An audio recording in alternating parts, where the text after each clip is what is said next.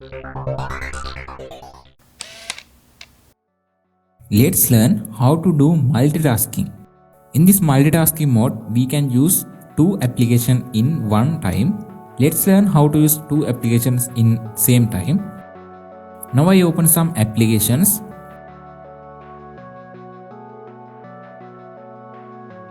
After, click on your mobile recent key. Now select your application you want to multitask. After, click on this ball icon on this tab top middle area. Click on open in split screen view option. Okay, now you want to select your another application. Now in this recent apps I am using settings. If you have another recent apps, you can select any applications in here, and if you want to use your another applications in your mobile, you can select the applications like this. Now I select settings. Okay, now I can use these two applications in same time. I can do my two works in same screen.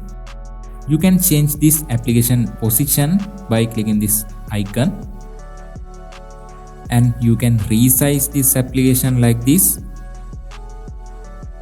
In this method, you can use two applications in one screen. I think this is very good feature to you.